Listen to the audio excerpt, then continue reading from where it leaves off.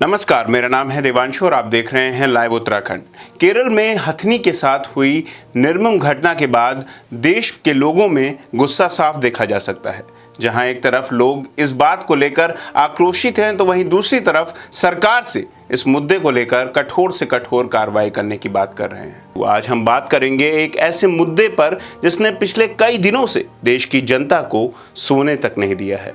केरल के मलप्पुरम में जिस प्रकार एक मादा गर्भवती हथनी की हत्या की गई, उसने देश की जनता को आक्रोशित कर दिया है। देश गुस्से में है और विभिन्न मंचों पर कई सवाल खड़े किए जा रहे हैं कि आखिरकार पशुओं पर इस तरह की हिंसा कितनी जायज़ है। क्या ऐसे ही पशुओं पर अत्याचार होते रहेंगे?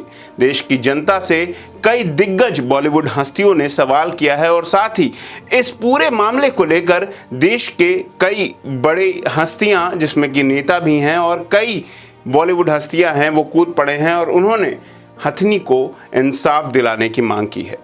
बात करेंगे इस पूरे मुद्दे पर, लेकिन जान लेते हैं कि पशुओं पर क्रूरता करने की क्या क्या सजा मिल सकती है। आपको बता दें कि देश में पशु क्रूरता अधिनियम बनाया गया है, जिसके तहत अगर कोई भी व्यक्ति पशु पर हिंसा करता है तो उसे जेल तक हो सकती है या फिर एक बहुत ही बड़ा मोटा जुर्माना भी हो सकता है।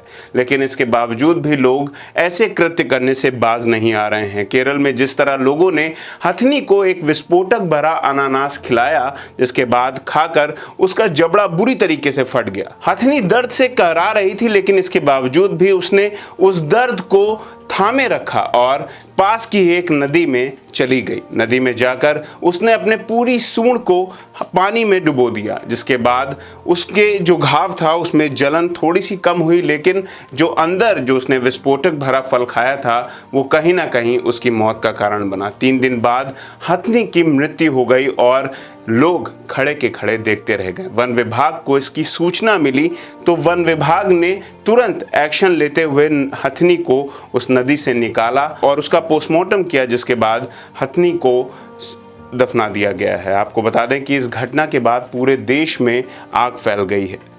लोग गुस्साए हुए हैं और ट्विटर के साथ साथ विभिन्न मंचों पर अपनी प्रतिक्रिया दिए हैं।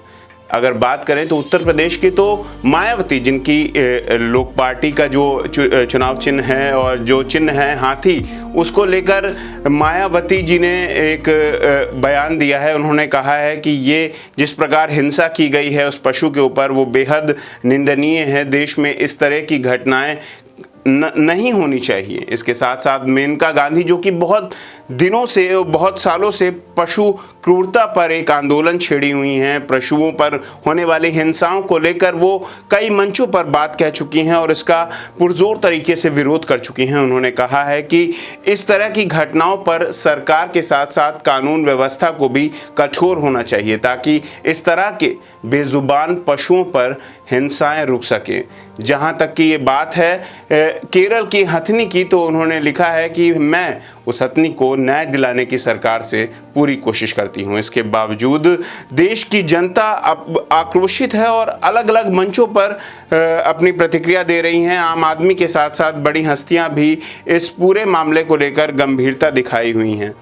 हथनी अब तो इस दुनिया में नहीं है, लेकिन लोगों में उसके प्रति संवेदनाएं साफ दिख रही हैं। लोग तरह तरह के कमेंट कर रहे हैं, पोस्ट लिख रहे हैं और उन लोगों को कड़ी से कड़ी सज़ा दिलाने की बात कह रहे हैं। आखिरकार ये देखना होगा कि क्या भारत की जनता की ये आवाज़ सरकार के उन दरवाज़ों तक पहुंचेगी जो इस हथनी को न्याय दिला सकते हैं। लेकिन इस पूरे मुद्दे में बात करें तो यहाँ पर एक बात देखने वाली है कि देश में, पूरे विश्व में कोरोना जैसी महामारी फैली हुई है, जहाँ पर लोग इस समय एक दूसरे को आगे आकर मदद कर रहे हैं और लोगों के मन में एक सिंपैथी है, एक सद्भावना है दूसरे लोगों के लिए और पशुओं के लिए भी। लेकिन इसी बीच इस तरह की घटना जो सामने आती है उससे कहीं ना कहीं मानवता के साथ साथ इस पूरी इंसानियत को शर्मसार किया है।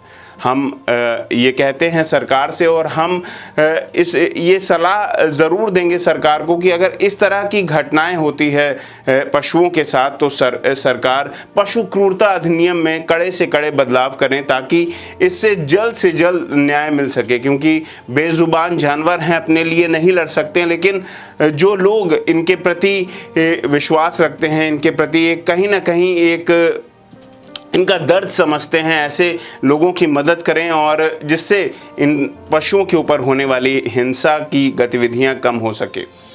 तो अब देखना ये होगा कि क्या केरल में हथनी के साथ हुई इस घटना के बाद सरकार कठोर एक्शन लेती है नहीं। क्या उन लोगों पर शिकंजा कसा जाएगा जिनने हथनी की निर्मम हत्या कर दी। ऐसी ही तमाम जानकारियों के लिए हमारे साथ बने रहें और देखते रहें लाइव उत्तराखंड, खबरें उत्तराखंड की।